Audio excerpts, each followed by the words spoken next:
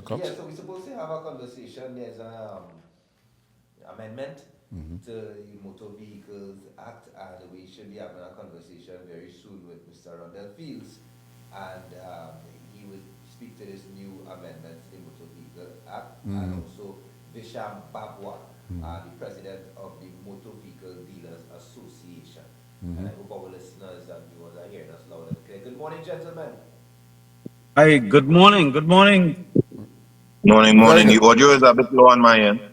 Yeah. All right. So let's get into it, Mr. Rondell Feeles, Mr. Babwah. President of the Motor Vehicle Dealers Association. What are we talking about here? What are the issues that are confronting the motor vehicle import issue? Of course, you have to bring in these vehicles. What are the main issues here? Well, the issue we are faced with right now is that the age. Whenever we lobby for age of vehicle, the permissible age of importation in the past, we lobbied for vehicle up to 6 years old, and there was a reason for that. The reason for that is that we want to make sure that the integrity of the industry is held to a standard, and that whenever government changes, the negative effects of these policies must not come down in terms of shutting down the industry or making it more difficult.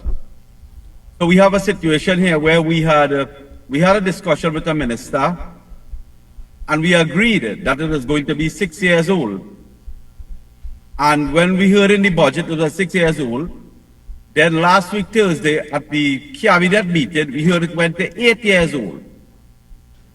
So we have issues with that in terms of the quality of vehicle that will be coming into the country.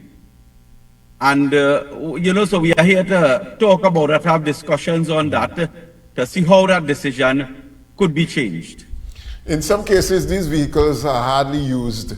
They are 8 years old, but they are still in good working conditions. I can testify that I had a roll-on and roll-off experience twice. And those vehicles worked well until I got rid of them. Mr. Rondell Feeles, just speak to us with that whole issue of aging, or these vehicles are older now. And in your experience, are they worthy to be invested in, to bring in for customers? And what are you getting from your customers when these vehicles that the government has imposed that they have to be of 8 years and beyond? Speak to us. Yeah, morning, Brother B. Well, I know you would have had the experience of importing vehicles, but you would not have had the experience of, however, now purchasing an 8-year-old vehicle. Now, there's a reason, as Mr. Babwah said, that we sat and we decided from not just now, we lobbied for that before, that a vehicle of 6-year-old is actually a vehicle that will be better than a vehicle of 8-year-old, seeing that the government had shown its intent to increase the age. And you see, we understand that savings particularly will come to these vehicles if the taxes are slight. So it was about us balancing right now where the auction is falling for particular cars that are already in existence up to the age permissibility that we can import, and also taking into consideration how far could we push the permissibility age so that we don't end up with a problem in an auction-driven market of having older vehicles be pushed up based on demand to a place where you're paying more for what it's worth. I hope you understand what I just said there. Yeah. So it's pretty much we finding 6 years. Now the reason for us really going to 6 years as well is because we understand that within that 6-year-old bracket, we are now going to be able to find some gasoline cars that were no longer on the market. Mr. Babwah, I'm sure would agree with me, that if we were to even go to 5 years at this point in time, and the government had done what we suggested by the reduction of taxes, meaning a reduction of the motor vehicle tax or possibly the removal of the motor vehicle tax and the VAT, making it a non-vatable item, or just the slicing in half of the duty, you would have a guaranteed reduction for the consumer on a newer car.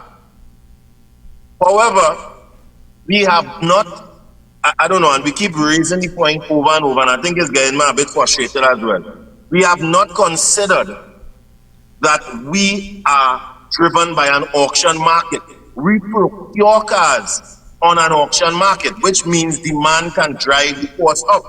So in our consideration, the main reasoning for even going to 6 years is because we understand in order for us to be able to get cars like the older shape, the wagon, to get the Fielder, to get the Axio back in a great amount of quantity, we had to increase from 4 to 6.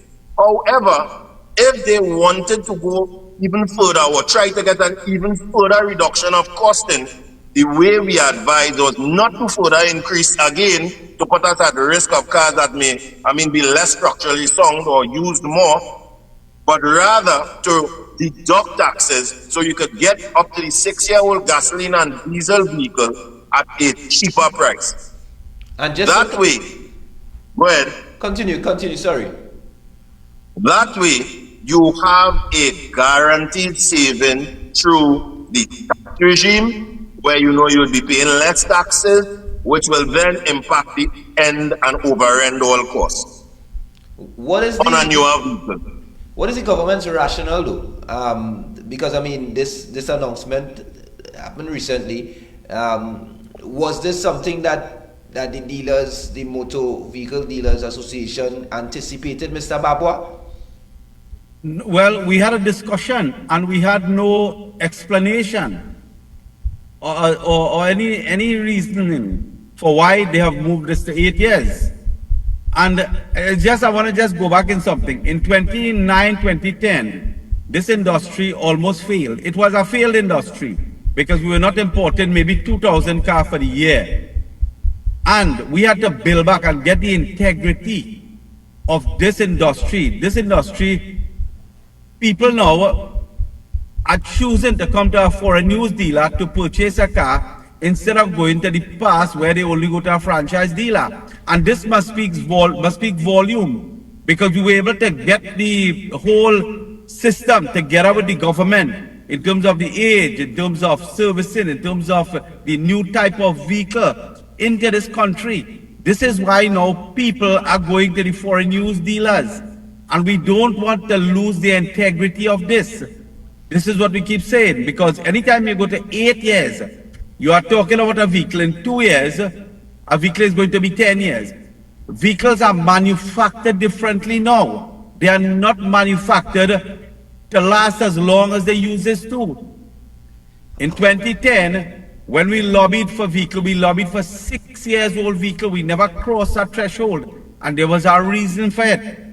You don't want to be viewed as a dumping ground from Japan or whatever country you import the vehicles from. People may own a vehicle here, The talk is coming that, I have a vehicle here, it is 10 years old or 12 years old. You have a vehicle here that you are servicing and it is already here. But to put this in a policy, a policy that can see us in a different way. It is a country, we are striving for first world status, and we understand that we know what could happen when these Japanese people have these outsourcing people from Pakistan, from Sri Lanka, from whatever country, targeting the people of Trinidad and Tobago. People are saying that, we are considered profit. The vehicle can be of any age, and as dealers, we are going to make money. But we want to make sure that we have a good quality, and the standing of the dealers and our country is held to the highest standard internationally. And you mentioned cost, right? I'm looking at the automotive industry. So we're talking dealers, we're talking mechanics, we're talking parts. Just bring that into the equation in terms of how the end user, would the consumer now be seeing increases in paying for parts and stuff? Because now there would be a higher demand, I'm assuming. Yeah, no, go ahead, Feeles. Yeah, you go ahead, Feeles. Go ahead. All right. Now we have to understand the market. Any one of you can take it.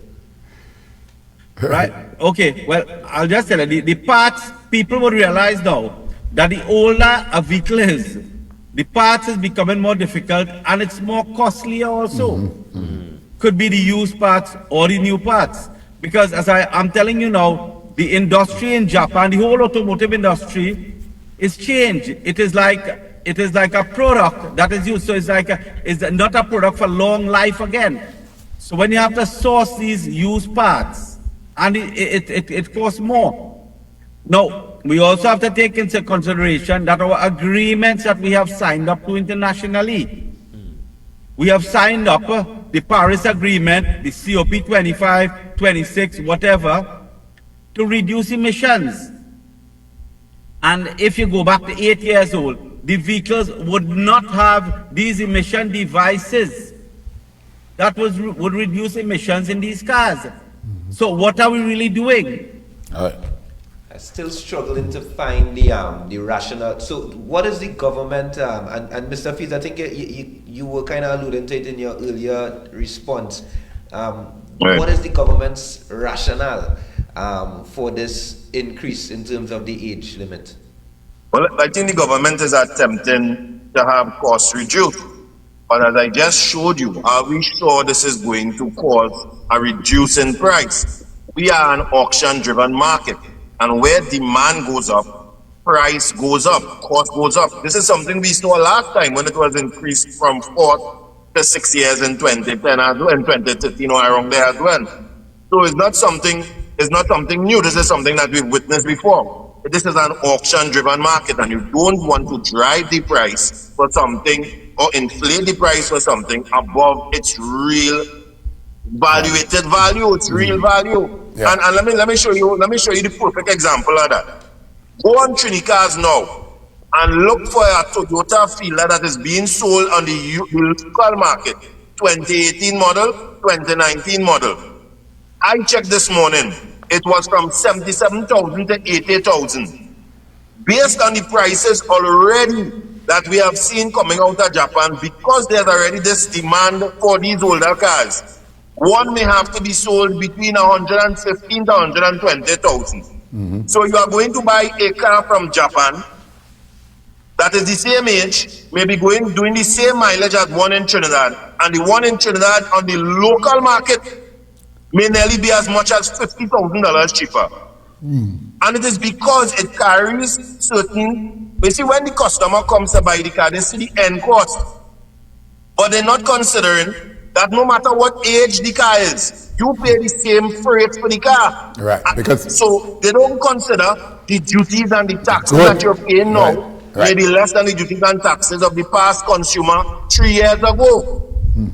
So you are going to pay more sometimes for a car that is actually valued less. All right. So, Mr. Feeles, there's where I was going. The tax and duties that would, could be justifiable why the government is increasing the age of the car.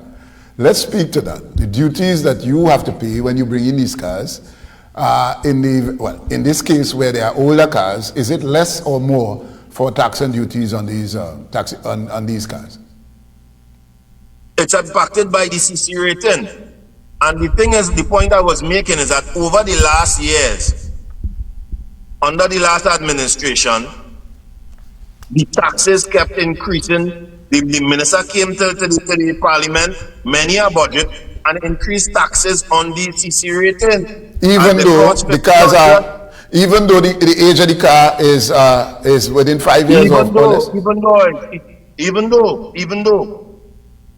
So at the end of the day, these were the taxes, and at that time, I think the drive was to get people to slow down on importation on gasoline cars because they were starting the subsidy. This is why there was incentivized. This is why they incentivized hybrid and electric cars. This is why Mr. Babwah and ourselves fought for that, for it to be incentivized, because we know they, at the end of the day, they wanted to remove the subsidy. All right. So let me ask you now. Is there a difference in the hybrid as opposed to the regular cars? Is it that any vehicle, whether hybrid or regular, the age of the car is what the government will insist on, or is there a difference with hybrid as opposed to the regular vehicle? Mr. Babwah? We have not seen the legal notice yet. Remember, the government decision, what they have announced, could change when we see the legal notice. We lobbied this for this 6 years from 3 to 6 years for gasoline and diesel vehicles, not hybrid and electric vehicles. So we are not sure what we will see in that legal notice. All right. What, is there a demand, Mr. Feeles, for electric vehicles, given that that's the direction that we are going to go, and hybrid vehicles as opposed to diesel and gas? I mean, definitely hybrid, and people are transitioning even to the electric. And therein, as I said, was one of the reasons we decided that hey, we need to go 6 if we're looking at increasing the years from the current 3-year-old on the gas and the diesel. Because in the last few years, let's even use those last 6 years, you are starting to see less gasoline cars coming out on the production line. It's every different type of e-power, every different type of hybrid, every different type of electric.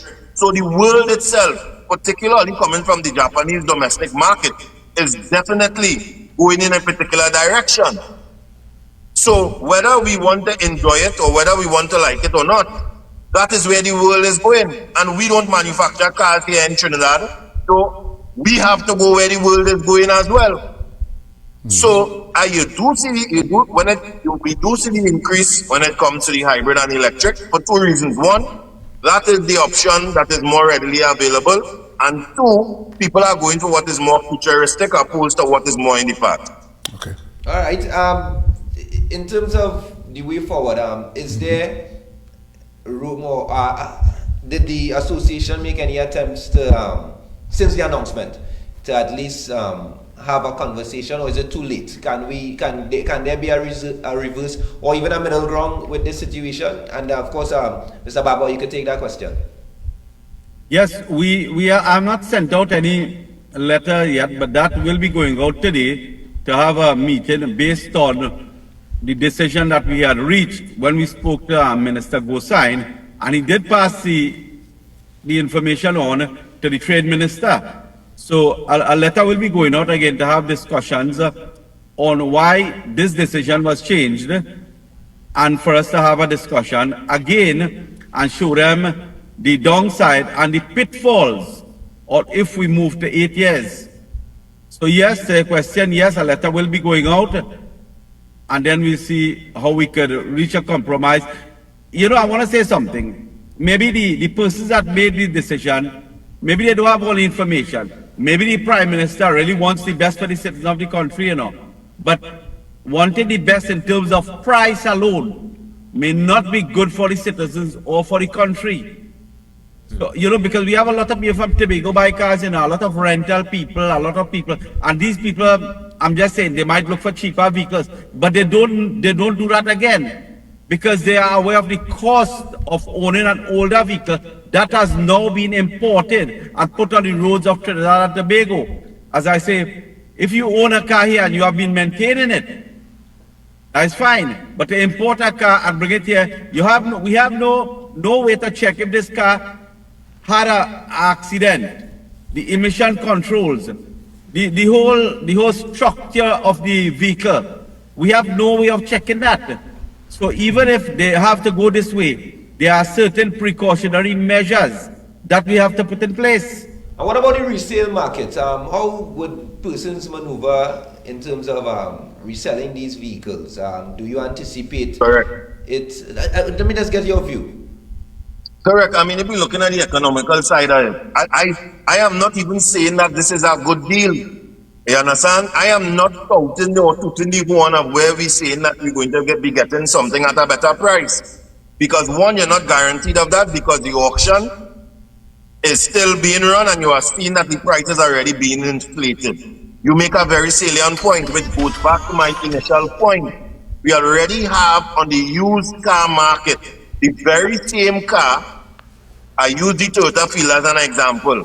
That will become available, or is already available, for $50,000 less if you buy it in Trinidad, opposed to if you import one. So you are now going to import that vehicle at 8 years, keep it for 4 years, pay $50,000 more than it is right now on the current local market. What are you going to sell it for in the next 4 years? Okay. So it is no way a good investment. The bank is not going to buy it also. This is not going to benefit low income earners. This is going to benefit people who have cash money to buy, because the bank is not going to finance that. Because it's too old a vehicle, and if the bank gives financing, they're going to say, all right, this vehicle already 8 years. How much years we could give this person to pay? 1 or 2 years old. And that is going to shoot the DSR, the installment high up, and they most likely will never, a low-income owner will never be able to qualify for the loan. Or they will ask them for a down payment, and a low-income owner will not have a down payment. So this is why it is good to strike the balance of in the range of how far you can go back. So that the bank will still say the vehicle is 5 years old. If the vehicle is 6 years old, we can get them 3 to 4 years to pay. And then it may now make it reach in our area where the TSR can be approved and they can even get a loan in the first place. Okay.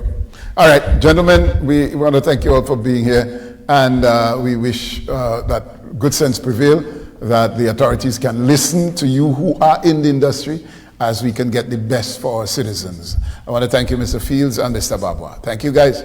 Thank you, Thank you. very much, guys. Very good.